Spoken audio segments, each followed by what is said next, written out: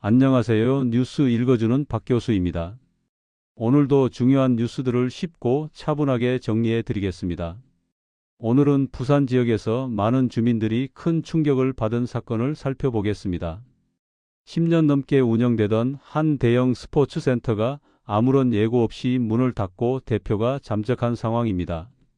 지역사회에서 오랫동안 신뢰를 쌓아왔던 시설이 하루아침에 사라지면서 피해자가 급증했습니다.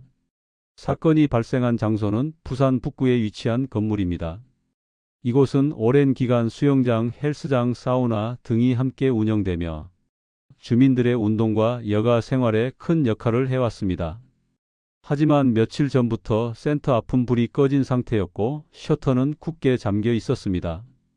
회원들은 사전에 아무런 안내를 받지 못했고 그저 문이 닫힌 모습을 보고 사태를 알게 됐습니다. 센터 대표는 연락을 모두 끊고 잠적했습니다. 10년 이상 이곳을 이용했다는 주민은 평소와 다름없는 운영이 이어졌기 때문에 이런 일이 발생하리라고는 상상도 하지 못했다고 말했습니다. 특히 문을 닫기 직전까지 신규 회원을 계속 모집하고 회비를 받았다는 점에서 상황은 더 무겁게 받아들여지고 있습니다. 이번 사건의 구조를 이해하기 위해 먼저 회원제 시설 운영 방식을 살펴보겠습니다. 회원제는 소비자가 일정 금액을 미리 지불하고 정해진 기간 동안 시설을 이용하는 형태입니다.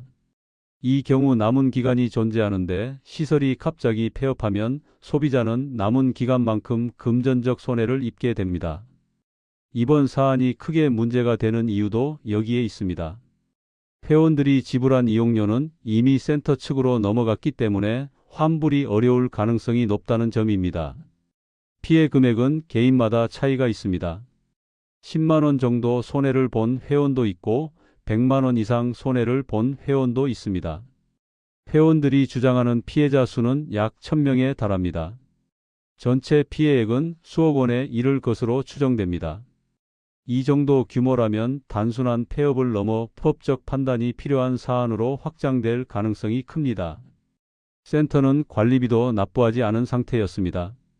약 4천만 원의 관리비가 밀려 있었던 것으로 알려졌습니다. 관리비의 의미를 설명하겠습니다. 관리비는 건물 유지와 공용 공간 운영에 필요한 비용을 말합니다. 전기료, 청소, 인력비, 안전설비 점검 비용 등이 여기에 포함됩니다. 관리비가 장기간 미납되면 건물 내 다른 상가나 입주자에게 재정 부담이 전가될 수 있습니다. 직원들이 입은 피해도 심각합니다. 전 직원의 증언에 따르면 주휴수당과 퇴직금을 받지 못했다고 합니다.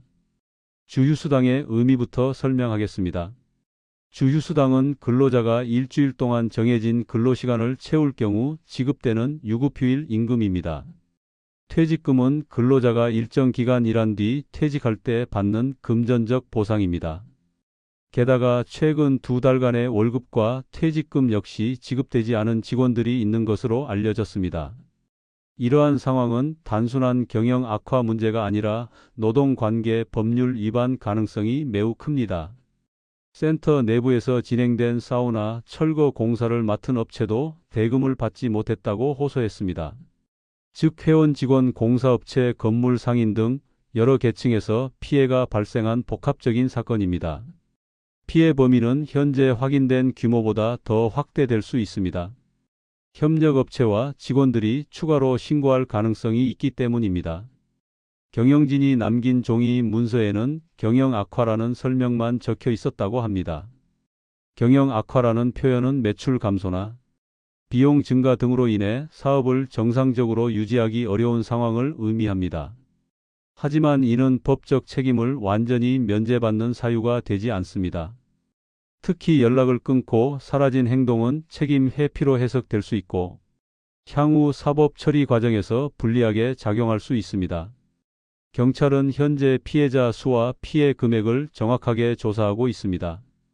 대표의 행방을 추적하며 관련 자료를 확보하는 중입니다. 이 사건에서 가장 중요한 쟁점은 대표가 폐업을 예측하고도 회원 모집을 계속했는지 여부입니다. 만약 고의성이 있었다고 판단되면 사기죄 적용 가능성이 있습니다.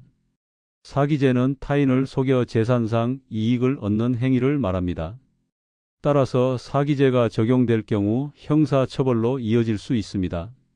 이번 사건은 단순한 영업 중단의 문제가 아니라 지역 주민과 오랜 기간 쌓아온 신뢰가 무너진 사건입니다. 일부 주민에게는 운동과 휴식의 공간일 뿐 아니라 하루 일과의 일부였기 때문에 상실감이 더 크게 다가옵니다. 생활 밀착형 서비스가 개인의 일상에 어떤 의미를 갖는지 잘 드러나는 사례이기도 합니다. 이 사건을 계기로 선불제 시설 운영과 관련된 제도적 보완 필요성이 다시 제기될 가능성이 있습니다. 일부 업종에서는 환급 보증 제도가 도입되어 있지만 많은 체육시설은 적용 대상이 아닙니다. 환급 보증 제도는 사업자가 폐업할 경우 소비자가 미이용 금액을 돌려받을 수 있도록 하는 장치입니다. 이 제도가 적용되지 않는 업종에서는 소비자가 큰 피해를 입을 위험이 존재합니다.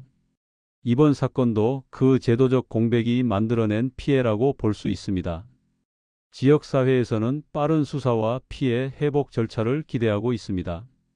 피해 신고가 계속 이어질 가능성이 높기 때문에 조사는 상당 기간 확대될 전망입니다. 사건의 결론이 어떻게 나오든 이번 사안은 폐원제 시설 이용자 보호 장치가 얼마나 중요한지 다시 한번 보여주는 사례로 기록될 것입니다. 지금까지 뉴스 읽어주는 박 교수였습니다.